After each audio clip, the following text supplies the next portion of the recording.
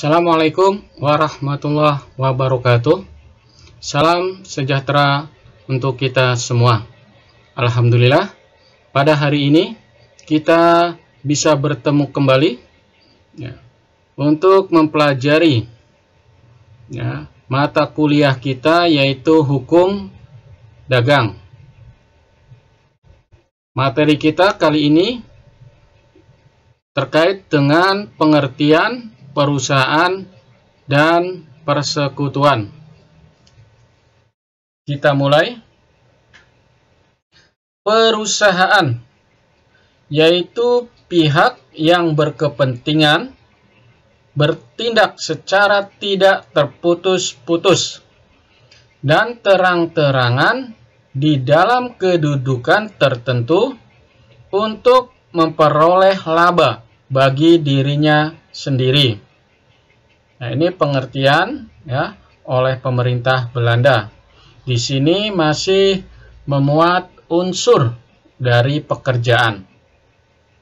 Kita lanjutkan. Barulah dikatakan ada perusahaan jika secara terus-menerus bertindak keluar untuk memperoleh penghasilan dengan mempergunakan atau menyerahkan barang-barang atau mengadakan perjanjian perdagangan. Definisi ini menurut Molengraf dan disetujui oleh Profesor Sukardono. Dari pengertian tadi, maka dapat diperoleh adanya unsur-unsur perusahaan, yaitu yang pertama, terus-menerus atau tidak terputus-putus. Kedua, secara terang-terangan bertindak keluar. Ketiga, dalam kualitas tertentu. Keempat, menyerahkan barang-barang. Kelima, mengadakan perjanjian perdagangan. Dan keenam, harus bermaksud memperoleh laba atau keuntungan. Kita lanjutkan pengertian dari pengusaha, yaitu seseorang yang melakukan atau menyuruh melakukan perusahaannya. Dalam menjalankan perusahaannya, pengusaha dapat yang pertama, dia melakukan sendiri. Bentuk perusahaannya sangat sederhana dan semua pekerjaan dilakukan sendiri, yaitu merupakan perusahaan perseorangan. Yang kedua, dibantu oleh orang lain. Pengusaha turut serta dalam melakukan perusahaan. Jadi dia mempunyai dua kedudukan, yaitu sebagai pengusaha dan juga pemimpin perusahaan. Ini merupakan perusahaan yang cukup besar yang sudah besar. Yang ketiga, menyuruh orang lain melakukan usaha, sedangkan dia tidak ikut serta dalam melakukan perusahaan. Jadi, hanya memiliki satu kedudukan sebagai seorang pengusaha. Di sini juga merupakan perusahaan yang besar. Kita lanjutkan pengusaha dan pekerja. Sebuah perusahaan dapat dikerjakan oleh seseorang pengusaha atau beberapa orang pengusaha dalam bentuk kerjasama. Dalam menjalankan perusahaannya, seorang pengusaha dapat bekerja sendirian atau dapat dibantu oleh orang-orang lain, disebut sebagai pembantu-pembantu atau perantara perusahaan. Pembantu-pembantu perusahaan ada dua golongan, yaitu pembantu di dalam perusahaan dan pembantu di luar perusahaan. Perbedaan perusahaan dengan pekerjaan. Perusahaan yang pertama mencari keuntungan. Yang kedua cenderung lebih banyak mempergunakan modal. Dan yang ketiga lebih banyak memerlukan izin khusus. Sedangkan pekerjaan yang pertama dia memenuhi kebutuhan hidup. Yang kedua, cenderung lebih banyak mempergunakan tenaga manusia. Dan ketiga, relatif kurang membutuhkan izin khusus. Di sini ya, ada contoh dari pengusaha dan pekerja. Contoh dari pengusaha, yang terkecil adalah pemilik toko, ya, hotel, pabrik atau PT, rumah sakit, perguruan tinggi, dan yang lain. Ya, ada law firm, kantor hukum, atau kantor notaris. Sedangkan contoh dari pekerja, ya, ada kasir, manajer, dokter, ya, direktur, engineering, ya, sales, dan yang lain. Ya, ada juga staf notarisnya, ya, paralegal, dan sebagainya. Baik, kita lanjutkan ke izin.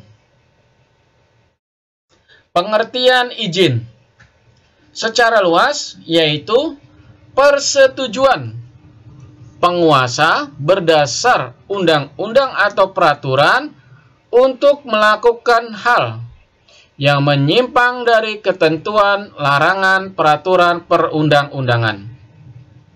Sedangkan secara sempit, pengikatan atas kegiatan dengan berdasar peraturan perundang-undangan agar tercapai tatanan tertentu untuk menghindari keadaan yang buruk.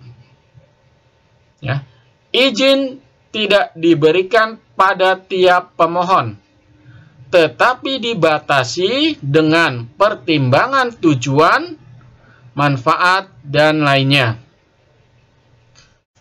Surat izin usaha perdagangan, ya, atau SIUP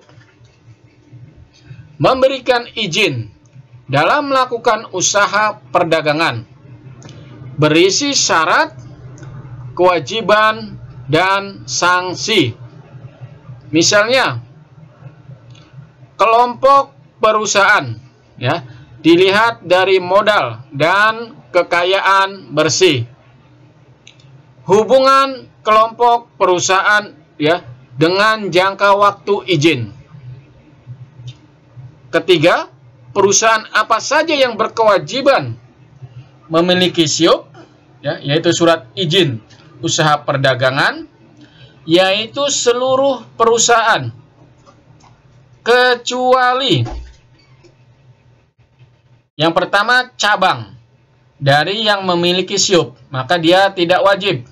Ya. Yang kedua, perusahaan jawatan atau perjan. Ketiga, perusahaan umum, perum. Dan keempat, perusahaan kecil perorangan. Lalu ada kewajiban, ya, bagi pemegang SIUP, yaitu ada wajib lapor, ya, wajib beri data, dan ada uang administrasi. Ya. Sanksinya bisa pernyataan tertulis, ya, sampai pencabutan dari izin.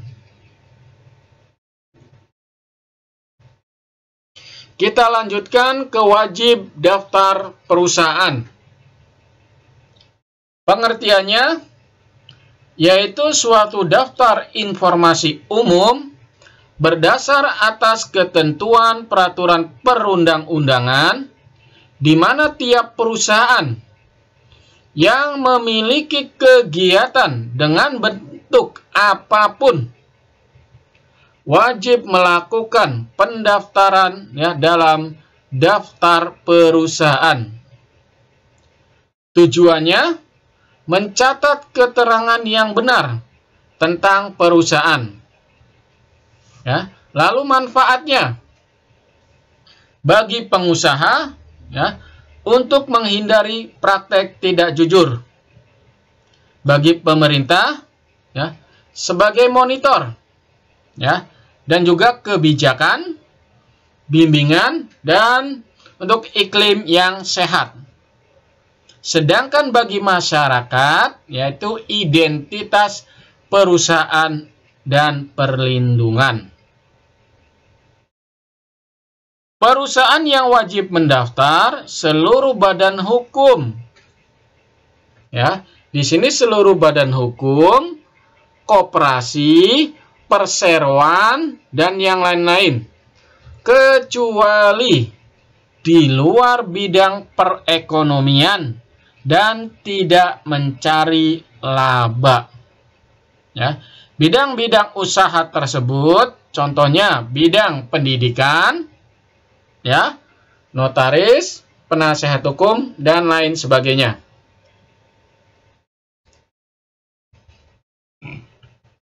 Oke, kita lanjutkan. Di sini ada kaitannya pembukuan, bookkeeping, sesuai dengan pasal 6 ayat 1.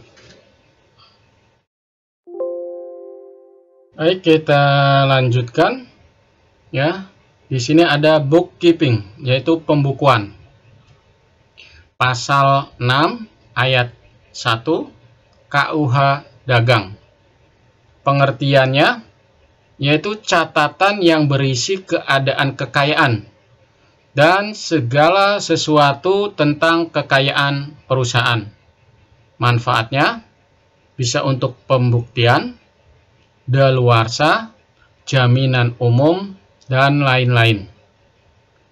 Kewajiban pengusaha terkait dengan neraca. Pasal 6 ayat 2, yaitu membuat neraca tiap 6 bulan dan ditandatangani.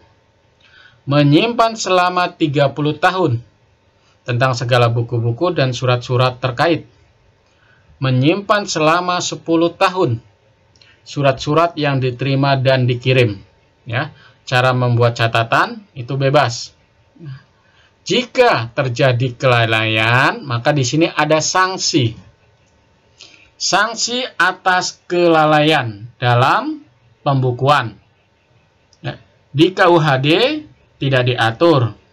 Di SK Menteri Perdagangan bisa pencabutan izin usaha dan pemberian denda. Di KUH Pidana pasal 263 pidana bagi yang lalai dan pemalsuan maksimal 6 tahun. Sedangkan perbuatan curang yaitu pengeluaran fiktif, menyembunyikan keuntungan, melarikan barang, menguntungkan salah satu pihak. Kita lanjutkan ke rahasia pembukuan. Pasal 12 KUH Dagang.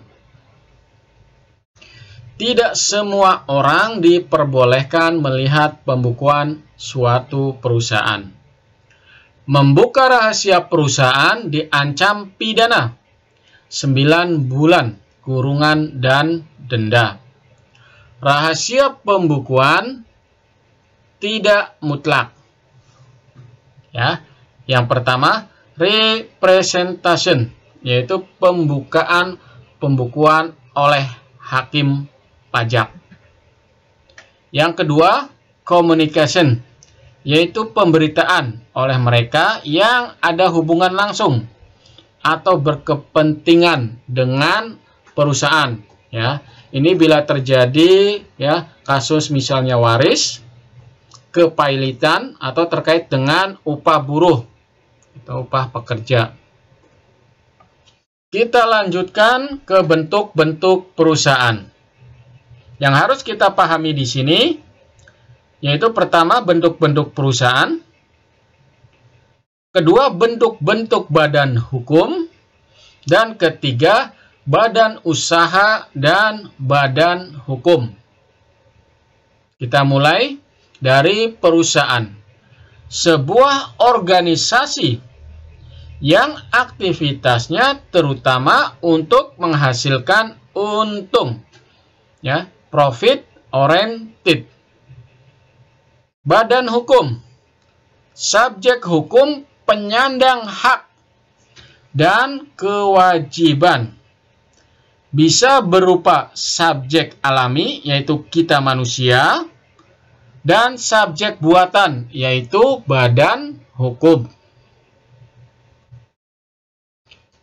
Kita lanjutkan badan usaha, yaitu sebuah organisasi yang aktivitasnya utamanya bergerak di bidang perniagaan. Bisnis meliputi perdagangan, industri, jasa, dengan tujuan mendapatkan keuntungan finansial.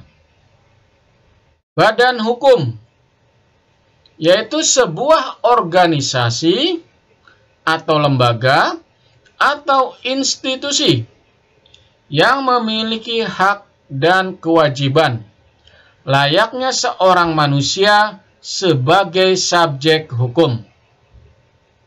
Badan usaha dan badan hukum adalah dua hal yang berbeda, tetapi bisa berada dalam satu badan.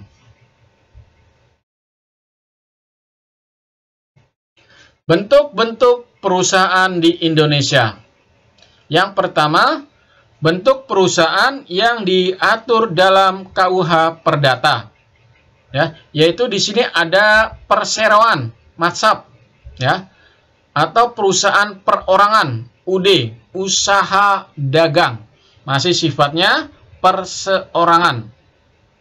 Yang kedua, bentuk perusahaan yang diatur dalam KUH Dagang.